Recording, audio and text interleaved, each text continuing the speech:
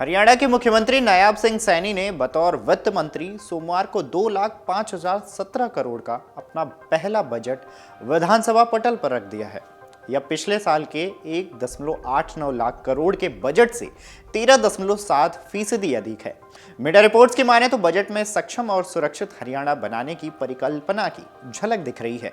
कर रहित बजट में ज्यादातर वर्गों को लुभाने का प्रयास किया गया है। सैनी ने डिपार्टमेंट ऑफ फ्यूचर के नाम से नया विभाग बनाने का प्रस्ताव भी रखा है। इतना ही नहीं, इसकी भविष्य में नींव रखी है। वहीं महिलाओं को 2100 रुपए प्रतिमाह देने के लिए 5,000 करोड़ रुपए का प्रावधान कर खिलाड़ियों, छात्राओं, किसानों, युवाओं सहित विभिन्न वर्गों के लिए भविष्य सुरक्षित करने का प्रयास किया है। बजट में 13 नई योजनाओं की घोषणा की गई है। बजट की शुरुआत में नायब सैनी ने 6 प्रस्ताव रखे हैं। इनमें हरियाणा डिपार्टमेंट ऑफ फ्यूचर नाम से एक नया विभाग बनाया जाएगा। यह विभाग आने वाली चुनौतियों, विषमताओं और आर्थिक विकास की नई संभावनाओं को भांपकर दूसरे सभी विभागों को नीतिगत सुझाव देगा और समय रहते उनकी क्षमता भी बढ़ाएगा। हरियाणा एआई मिशन की स्थापना की जाएगी। विकसित हरियाणा में सुशिक्षित समाज का अहम योगदान है, इसलिए सीएम ने शिक्षा के क्षेत्र के लिए बजट की पोटली भी खोल दी है। नायब सैनी ने बजट में सबसे ज्यादा शिक्षा के लिए उस क्षेत्र में 22,296.82 करोड़ रुपए का प्रावधान किया है।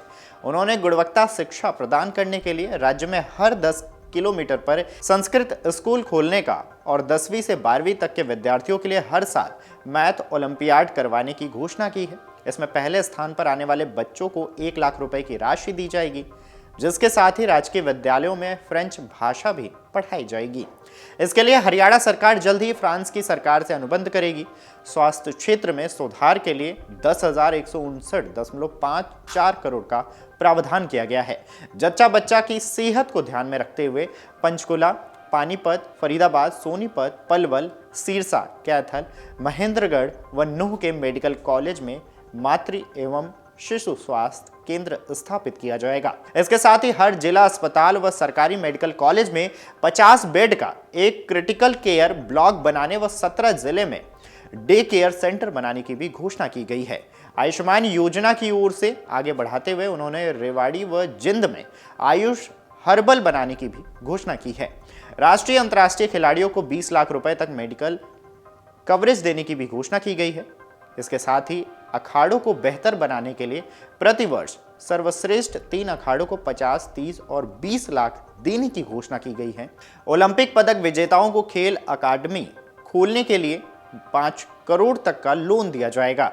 इतना ही नहीं, प्रदेश के 5 विश्वविद्यालयों में नए खेल उत्कृष्टता केंद्र खोले जाएंगे। इसके अलावा खेल नर्सरियों की संख्या 1500 से बढ़ाकर 2000 की जाएगी और खेल नर्सरी में 8 से 14 वर्ष के खिलाड़ियों को 2000 व 15 से 19 वर्ष के खिलाड़ियों को 3000 रुपए प्रति माह छात्र वृत्ति भी दी जाएगी। सीएम ने विकास क्षेत्रों के लिए यानी कि कार्यों के लिए हर विधायक को 5 करोड़ रुपए देने की घोषणा की है। पहले व दूसरे किस्त के तौर पर 1.5 करोड़ रुपए मिलेंगे और आखिरी किस्त 2 करोड़ रुपए की होगी। साथ ही यह भी शर्त रखी गई है कि अगली किस्त की राशि तभी मिलेगी जब पहली किस्त की राशि 70% तक खर्च हो जाएगी। कामकाजी महिलाओं के लिए पंचकुला, पानीपत, सोनीपत, रेवाड़ी, फरीदाबाद और गुरुग्राम में महिला छात्रावास खोले जाएंगे। ई वेस्ट की नई नीति बनाने के साथ शून्य अपशिष्ट निर्वहन प्रक्रिया अपनाने वालों तथा चक्रीय अर्थव्यवस्था के क्षेत्र में उत्कृष्ट कार्य करने वाले उद्योगों को प्रोत्साहित किया जाएगा। गुरुग्राम व नूह जिले की 10,000 एकड़ जमीन पर जंगल सफारी बनाने का भी काम जल्द शुरू होगा। इसके साथ ही यमुनानगर में फॉरेस्ट रिसर्च इंस्टीट्यूट बनाया जाएगा। दुर्लभ व संकटग्रस्त देसी वृक्षों के संरक्षण के लिए योजना बनाकर जीन पूल सुरक्षित किया जाएगा। आईएमटी मानेसर गुरुग्राम में पर्यावरण प्रशिक्षण केंद्र बनाया जाएगा।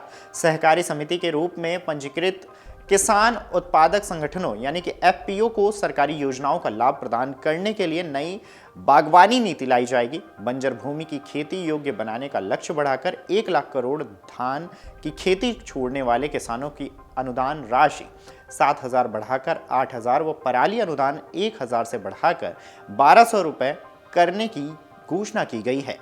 शहर में 4-5 किलोमीटर, हर जिले में 10-15 किलोमीटर लंबी सड़क को स्मार्ट मार्ग, शहर के पुराने बाजार को स्मार्ट बाजार और हर गांव की एक गली को स्मार्ट गली के रूप में कायाकल्प किया जाएगा। शहरों में पार्किंग की समस्याओं से निपटने के लिए सभी प्रमुख शहरों में मल्टी लेवल पार्किंग बनाई जाएगी। अंबाला सहित 10 शहरों में नए मॉडर्न इंडस्ट्रियल टाउन बनाए जाएंगे। खरखौदा में ईवी पार्क बनाया जाएगा। कम से कम 10 एकड़ भूमि पर स्थित इकाइयों के 50 से इससे अधिक उद्यमियों के सामूहिक आवेदन पर इन औद्योगिक इकाइयों को आवेदन पर अंतिम फैसला होने तक वैध माना जाएगा। HSVP से HSIDC में आई औद्योगिक संपदाओं के प्लाट धारकों को HSVP की शर्तों के अनुसार ही नियंत्रित किया जाएगा। लघु व मध्यम उद्योगों में जनरेटर के स्थान पर पर्यावरण अनुकूलन ईंधन व रेट्रोफिट एनिमेशन कंट्रोल डिवाइस लगाने के लिए वित्तीय सहायता दी जाएगी। इसके अलावा सीएम ने घोषणा की है कि भारत सरकार इसी साल यूनिफाइड पेंशन स्कीम की घोषणा की थी। इसी तर्ज पर हरियाणा सरकार ने अपने कर्मचारियों व अधिकारियों को लाभ देने का फैसला किया है। इस योजना के तहत कम से कम 10,000 रुपये प्रतिमाह पे आउट व 30% फैमिली पे आउट के रूप में देना होगा। लाभ के लिए न्यूनतम 10 साल की सेवा की शर्त रखी गई है। सेवानिवृत्त कर्मचारियों को पे आउट का पूरा लाभ 25 साल की सेवा के बाद मिलेगा। इससे 2 लाख कर्मचारियों को फायदा मिलेगा। इसके साथ ही कुछ पॉइंट्स में आपको बताएं कि इन योजनाओं के साथ और क्या जोड़ा गया है। तो इसमें एकमुश्त निपटान योजना जोड़ा गया है, जैसे पैक्सो के तरफ से किसानों की बकाया राशि का समाधान किया जाएगा। इतना ही नहीं, नई बागवानी नीति को भी जोड़ा गया है। FPO की तरह EPO को भी सरकारी योजनाओं का लाभ दिया जाएगा। इतना ही नहीं, मिशन ओलंपिक 2036 रखा गया है, जिसके तहत विजयी भव खिलाड़ियों को ओलंपिक के लिए तैयार किया जाएगा। इतना ही नहीं, मुख्यमंत्री दुग्ध उत्पादक प्रोत्साहन योजना भी बनाई गई, जिसमें 70 करोड़ का प्रावधान किया जाएगा।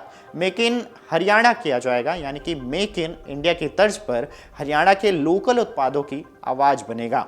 एक ब्लॉक एक उत्पाद को भी प्रोत्साहित किया जाएगा, यानी कि केंद्र की एक जिला एक उत्पाद योजना की तर्ज पर उत्पादों को प्रोत्साहन मिलेगा। मुख्यमंत्री युवा कौशल सम्मान योजना की भी नींव रखी जाएगी, यानी कि 2000 विद्यार्थियों को उद्योगों व कंपनियों में इंटर्नशिप कराई जाएगी। मुख्यमंत्री कौशल पदक सम्मान योजना का भी लाभ मिलेगा, यानी कि 5 लाख तक की सहायता दी जाएगी। दिव्यांगजन कोष की भी नींव रखी जाएगी, जिसमें 50 करोड़ रुपए से दिव्यांगों की मदद होगी। उद्योग श्रमिक मैत्री परिषद की भी संभावना जताई गई है, यानी कि समन्वय कायम करने के लिए बनाई जाएगी, जिसमें सीएम इसकी अध्यक्षता करेंगे। अनुसंधान कोष की भी नींव रखी जाएगी, जिसमें कॉलेजों और विश्वविद्यालयों में शोध को बढ़ाया जाएगा और बढ़ावा देने के लिए 20 करोड़ प्रस्तावित किया गया है। कल्पना चावला छात्रवृत्ति योजना की भी नींव रखी जाएगी, जिसमें इंजीनियरिंग व स्नातक पर स्नातक की पढ़ाई के लिए छात्राओं को हर साल 1 लाख रुपए की मदद मिलेगी।